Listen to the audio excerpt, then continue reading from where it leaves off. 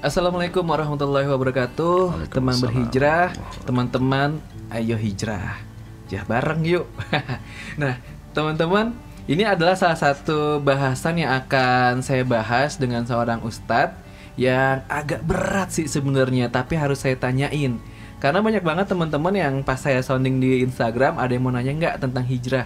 Ujung-ujungnya tentang perbankan ini alias riba. Nah, ini kan berat banget ya, karena kehidupan saya sehari-hari juga ada perbankan juga, gaji saya ditransfer ke bank, terus saya pernah juga bersedekah lewat transfer bank gitu.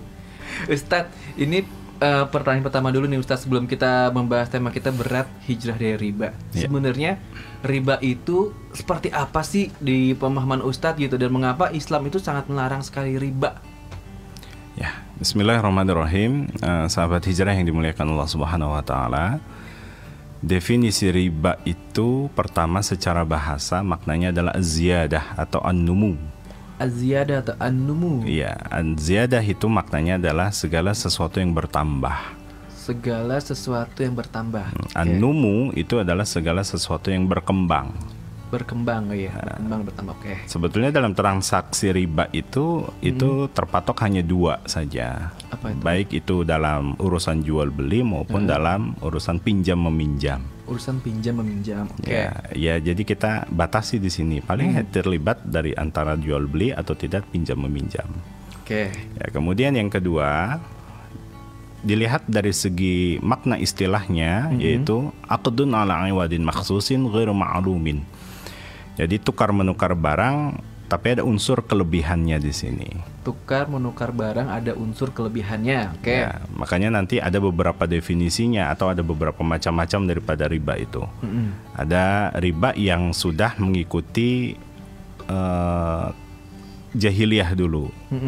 Karena di pra-Islam, sebelum Islam itu di-launching oleh Nabi Muhammad SAW, ya. Ada gala premiernya nggak tuh? Saya lebih sepakat Islam itu di-launching oleh Nabi, sebab Islam itu sudah berdiri tegak sejak zaman Nabi Adam alaihissalatu wassalam. Ya, terlepas dari berbeda pemahaman, kita beda tapi tidak saling menyalahkan. Yes, betul, setuju saya. Lanjut Ustadz tentang riba di sebelum zaman Islam launching. Ya, jadi jahiliyah itu sudah melakukan transaksi dengan unsur ribawi juga. Unsur ribawi. Nah, makanya ada dalam macam-macam riba itu tuh yang dikenal dengan riba jahili. Riba jahili. Nah, apa itu riba jahili? Ya, riba jahili itu adalah meminjam yang mana disyaratkan, yang mana tidak disyaratkan di awal.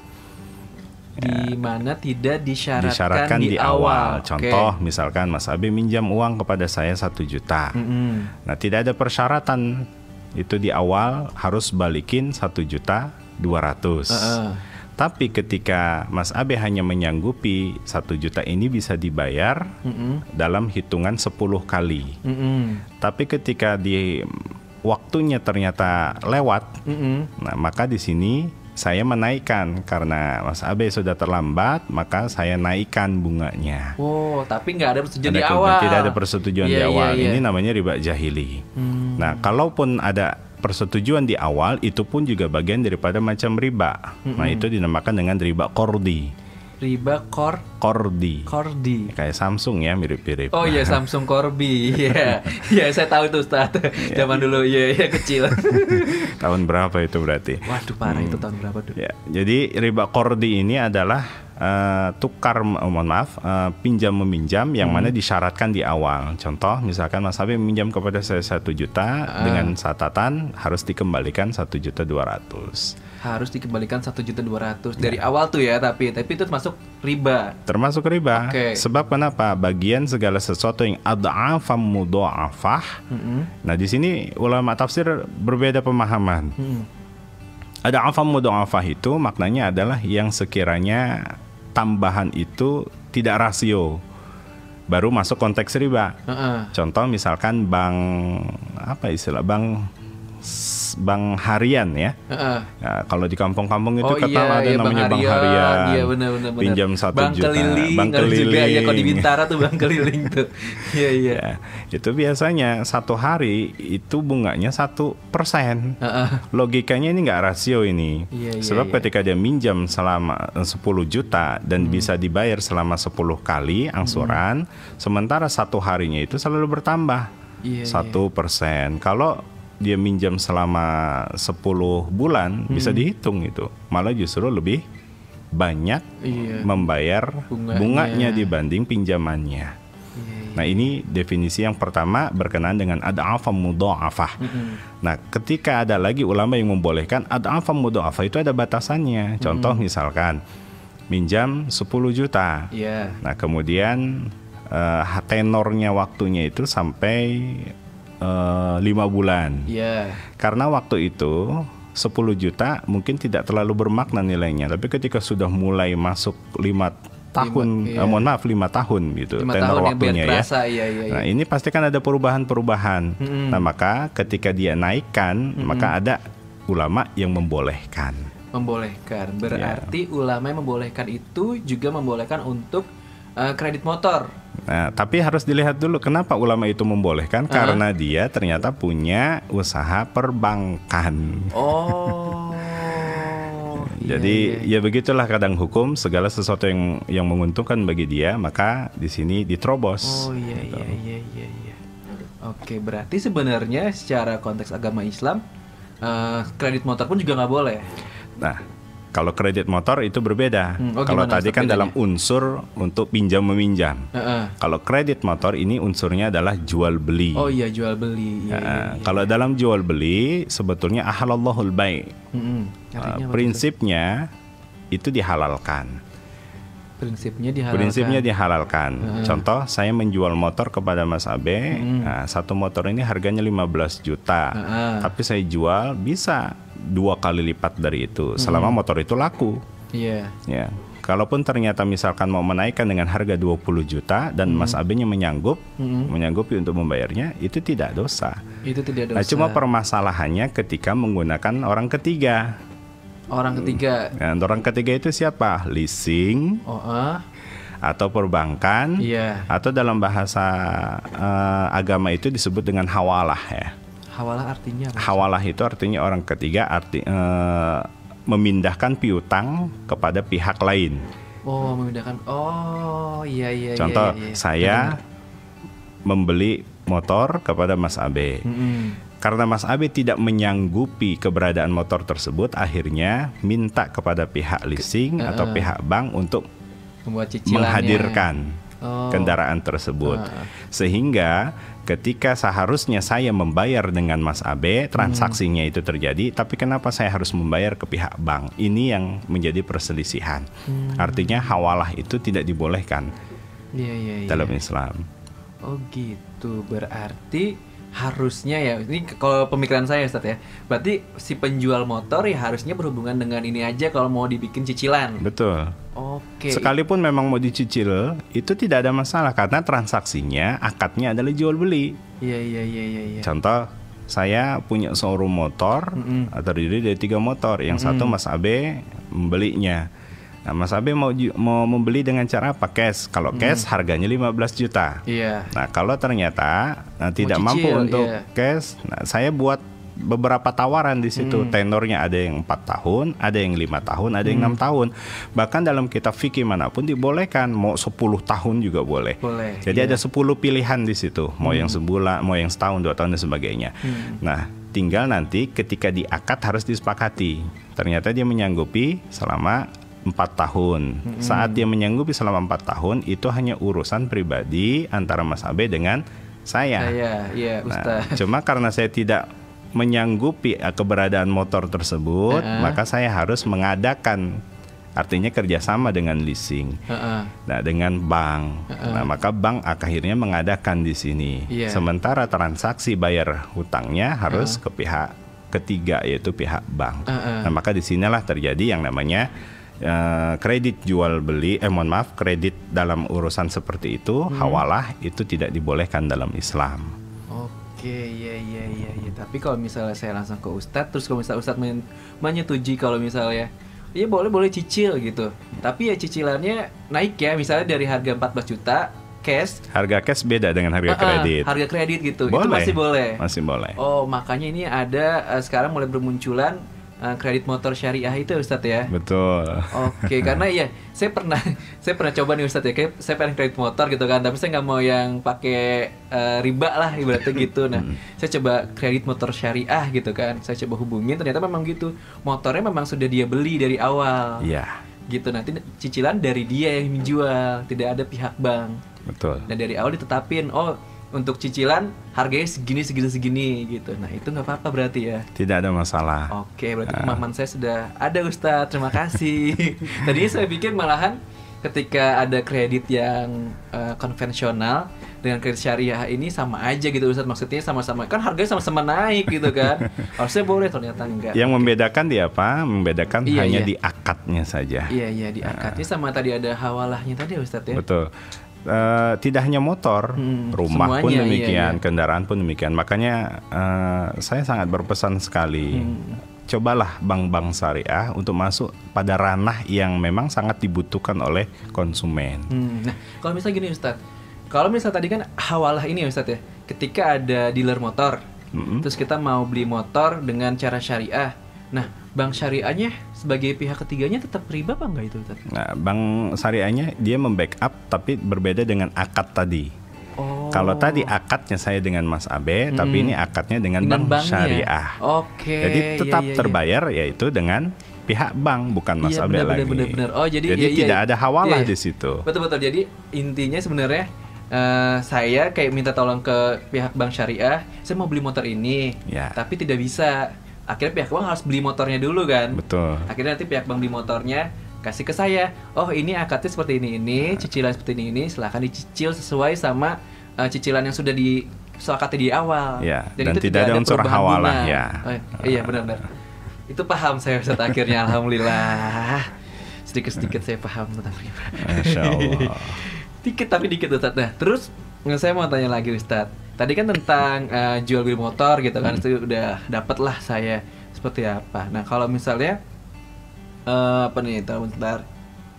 Oh, tentang saya menaruh atau memakai bank.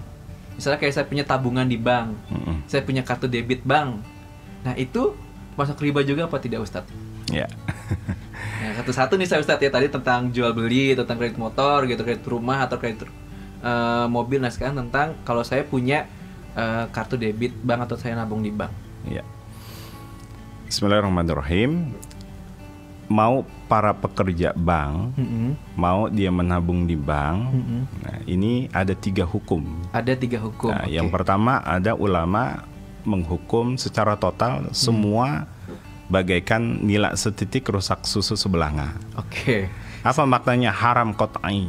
Jadi haram seluruhnya, mau pekerjanya, mau yang menabungnya.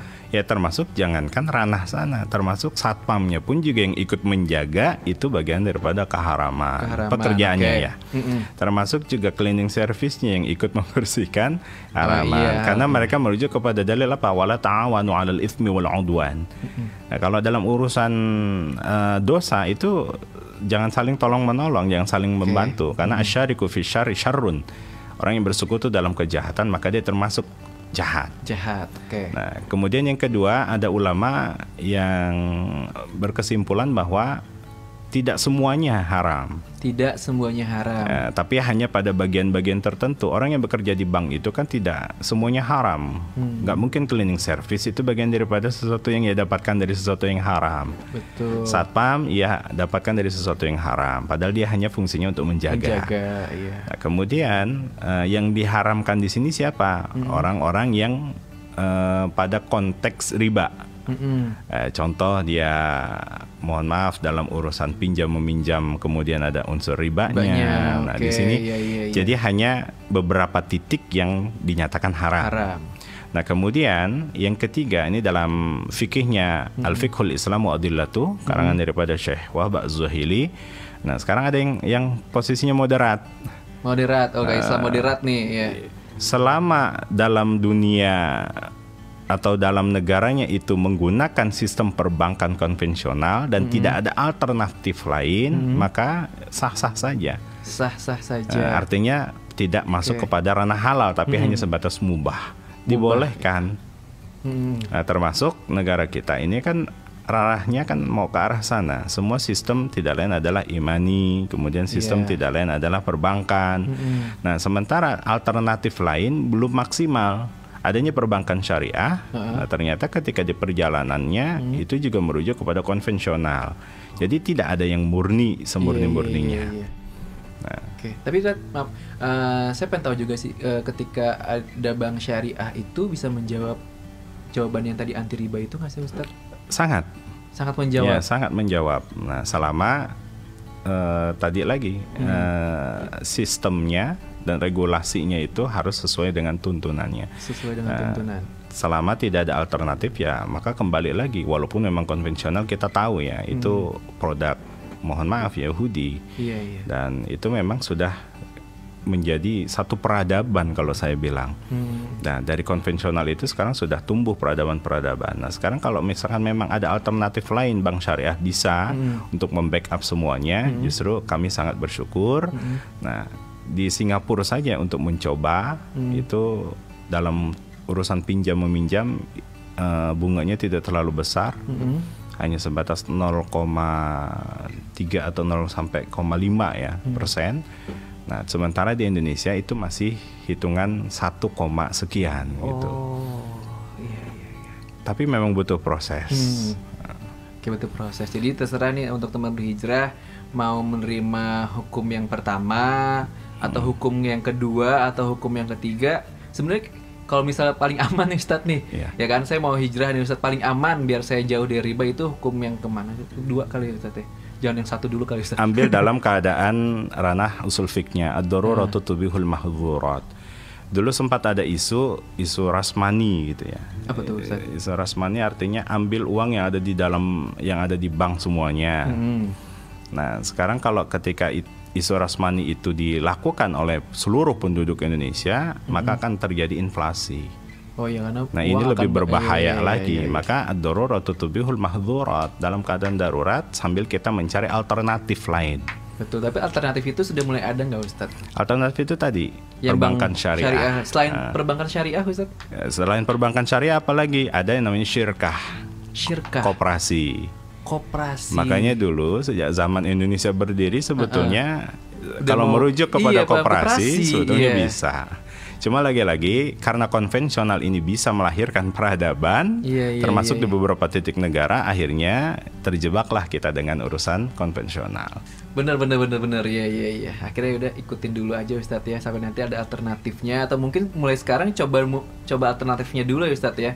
Biar ketika itu sudah jadi sistemnya, ya kita bisa sepenuhnya anti riba berarti kan? Itu dia, termasuk juga perbankan syariah, ini bagian daripada solusi saya katakan. Tapi bukan berarti kita dihimbau untuk mengikuti aturan perbankan, termasuk walaupun itu labelnya syariah. Yang namanya meminjam ya tetap harus dikembalikan. Misalkan kita meminjam kepada perbankan syariah, walaupun di situ tidak ada unsur ribanya, walaupun di situ ada sistem syirkahnya bagi hasil, tetap yang namanya pinjam meminjam itu pasti kan harus dikembalikan. Nah, sementara contoh misalkan penghasilan saya 10 juta, saya minjam atau enggak mengkredit mobil, pinjaman dari bank 3 juta. Sementara istri pinjam lagi mobil 3 juta. Hilang jadi 6 juta, sisa 4 juta. 4 juta itu ternyata untuk kebutuhan living segala macam, alhamdulillah akhirnya misalkan tercover. Yang namanya kredit itu kan justru menekan kita untuk mencari penghasilan lebih banyak lagi. Iya benar. Mau tidak mau akhirnya dia maksimal. Tidak hanya maksimal tapi dia over untuk bekerja. Tidak memikirkan fisiknya seperti apa, tidak memikirkan waktunya seperti apa. Inilah nanti akan berpengaruh kepadanya, kepada yang lain. Maka solusi tidak lain bukan hanya perbankan syariah, tapi kita menekan nafsu, itu yang penting. Nah, ini kita balik lagi ke kisah sih Ustadz. Banyak banget nih dengan pemahaman ini akhirnya ada banyak teman-teman yang hijrah dari kerja di bank gitu kan. Tapi malah ini Ustadz malah kayak mengabaikan kehidupan lainnya. Misalnya dia kerja di bank, gajinya tadi misalnya 10 juta. terus tiba-tiba dia keluar tanpa ada penghasilan lainnya Ustadz. Dia resign tanpa ada penghasilan lagi gitu. Gamblingnya parah banget. Hingga akhirnya keluarganya tidak ada nafkah gitu. Akhirnya selama 3 bulan belum dapat kerja juga gitu. Akhirnya istrinya memutuskan untuk meminta cerai gitu Ustadz. Nah kalau Ustadz melihat hal kayak gini gimana Ustadz? Jelas salah. Ya, kenapa? Yang pertama, dalam hukum itu harus dipahami dengan usulnya. Maka ada disiplin ilmu berkenaan dengan fikih, namanya usul fik. Dalam usul fik itu ada kaidah ad-daruratu tubihul mahdzurat. Berhijrah dari segala unsur keharaman, dari unsur riba dan perbankan sangat dibolehkan. Tapi ketika dia tidak mendapatkan alternatif lain dan tidak mencari untuk bisa lebih baik lagi, maka ini menjadi faktor kesalahan dia. Kesalahan. Ya. Nah, layaknya seorang suami itu tertera dalam Al-Quran, ar-rijalu qawwamuna 'alan nisa bima faddalallahu ba'dahum 'ala ba'din wa bima anfaqu. Kalimatnya jelas, rijal, seorang laki-laki yang masih kuat fisiknya, maka menjadi tanggung jawab dia untuk mencari nafkah. Nah, terlepas dari itu semuanya, maka jangan langsung disimpulkan bahwa kita harus hijrah total berkenaan dengan perbankan, tapi dia tidak berikhtiar untuk mencari alternatif lain. Dalam berhijrah mungkin, ya malamnya dia tahajud, dia mohon ampun kepada Allah dari segala kesalahan-kesalahan dia. Pagi ketika dia bekerja masih tetap di pekerjaan yang sama, di tempat yang sama, tapi dia harus juga semangat. Jangan hanya, ya ini sebentar lagi saya mau meninggalkan pekerjaan ini. Sementara dia akhirnya cara pandang yang seperti inilah yang tidak dibolehkan. Maka kalau dalam ilmu usul fiqh, disiplin ilmu usul fiqh tadi disampaikan ad-daruratu tubil mahdzurat. Sekiranya membahayakan, maka cari alternatif yang lain. Ya, cari pekerjaan dulu ya Ustadz ya. Walaupun misalnya gajinya lebih kecil atau lebih apa, yang penting cari pekerjaan dulu yang aman biar bisa menafkahi istri dan anak-anaknya dulu gitu Ustadz ya. Jangan sampai malah jadi masalah berikutnya buat kehidupannya. Ya. Itu Ustadz ya. Oke. Kita lanjut ke ini Ustadz. Kita udah hijrah nih. Nah, kita pengen hijrah dari riba. Nah, lalu uang hasil riba itu kita apain nih Ustadz nih? Ya. Kita buang gitu aja gitu, atau malah kita sumbangkan? Ya. Ada satu kaidah mengatakan begini, innallaha thayyibun. Allah itu baik. La yaqbalu illa thayyibat. Dan tidak menerima kecuali dari unsur yang baik. Sementara seseorang yang mendapatkan dari hasil yang tidak baik, tapi ingin diniatkan dengan cara yang baik, nah, disalurkan dengan cara yang baik, maka cari amannya saja. Selama itu dalam unsur kepentingan umum, maka silahkan. Oke. Contoh misalkan untuk membangun jalan, memperbaiki jalan, membangun jembatan, selama itu tidak dalam unsur ranah ibadah, untuk masjid, untuk sujadah. Nggak boleh nyumbang ke masjid gitu ya, Ustaz ya. Baiknya untuk sarana fasilitas umum saja. Oke. Siap. Pertanyaan berikutnya, apa yang harus kita lakukan Ustaz agar tidak terjerat dari riba lagi? Nah, itu gimana Ustaz tuh? Ya. Gimana tuh Ustaz? Bingung nih.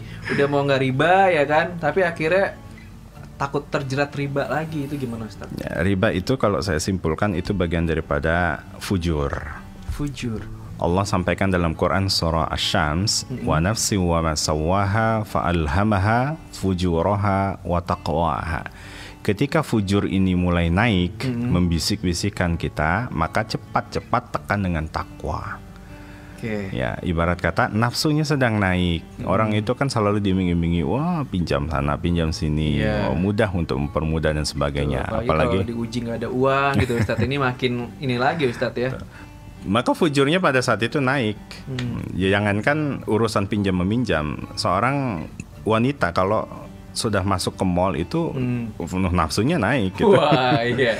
Melihat barang sana, barang iya. ini itu nafsunya naik. Maka kata Allah apa? Ketika nafsumu naik, wa taqwa, cepat tekan dengan takwa. Sebab kenapa? Kalau ketika nafsu itu naik tidak ditekan dengan takwa dan didiamkan, semakin lama semakin naik, maka tugasnya setan itu bukan menggoda. Apa tuh? Fa'azallahuma syaitan. Setan gampang untuk menggelincirkan. Oh, cepat ya dia langsung ya kalau kita nafsu kita udah naik ya. Oke. Jadi ya berarti ketika kita mau pengen terjebak riba lagi ya buru-buru tekan sama takwa tadi Ustadz ya. sholat lagi mungkin ya. Kalau misalnya aduh pengen minjem nih, pengen bisnis tapi nggak ada duit, pengen minjem di bank, ya udah jangan minjem ke bank, tahan dulu insya Allah nanti ada rezeki dari Allah mungkin. Insya Allah. Oke, nah sekarang terakhir pertanyaan solusi nih Ustadz nih. Kadang kan kita bilang anti riba aja gitu, jangan nabung di bank, jangan transfer lewat bank gitu, tapi nggak ada solusinya gitu. Iya. Gimana, masa kita harus bawa uang 1 juta aja pakai dompet itu kan tebel banget gitu, atau mungkin kita bawa sekarung kayak zaman dulu gitu kan, ngeri dibegal orang gitu Ustadz. Itu gimana solusinya Ustadz? Dalam memahami ayat Al-Quran, kita tidak hanya diminta secara tekstual, tapi secara kontekstual. Contoh, aqimus shalah, dirikanlah sholat. Kita tidak hanya diminta oleh Allah untuk menunaikan ibadah sholat dengan aktivitas ruku, sujud, i'tidal dan sebagainya. Tapi kita diminta sarana penunjang untuk sahnya sholat itu apa saja. Nah, coba dibalik, ketika kita sholat, ada nggak sarana penunjang sah sholat? Di balik sajadah kita itu made in apa? Nah, maka kita diminta untuk sarana penunjang sahnya sholat, kita diminta tidak hanya sebatas memahami secara teks, tapi juga kita harus diminta oleh Allah untuk membangun sarana penunjangnya. Nah, maka kita harus punya pabrik sajadah yang sesuai dengan standarisasi Islam. Nah, begitupun sebaliknya, jangan kita hanya menakut-nakuti orang Islam haram dan sebagainya, tapi ketika itu tidak ada solusi.